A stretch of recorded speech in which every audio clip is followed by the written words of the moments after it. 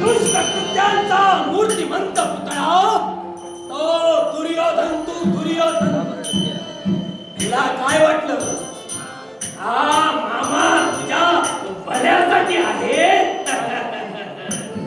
नाही. आठवतो तो प्रसंग, तो प्रसंग आठवला तर माझी जीवा भावाची भगिनी होय माझी गांधारी. या माझ्या गांधारीला अंधाराची फार भीती वाटायची, पण ती दुर्दैव तो म्हातारा भैरव तो भीष्म. या भीष्मानं आपल्या आंगड्या धृतराष्ट्राकरिता माझ्या भगिनीची मागणी केली.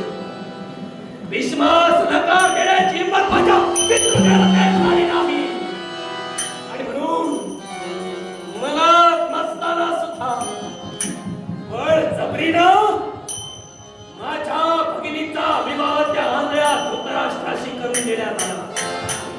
पण ताई, ज्यावेळी तुला कळलं स्वतःचा पती स्वतःच्या नेत्राने विश्वास पाहू शकत नाही, त्यावेळी ताई तू काय केलंस?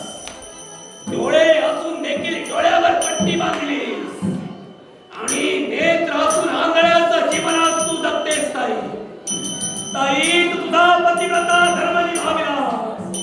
ताई तू तुझा पतिव्रता धर्म निभाविलास. पण हा शकुनी नाही, हा शकुनी नाही, हा शकुनी नाही. संपूर्ण गुरुकुलाचा कुलाचा इकडे कौरवांना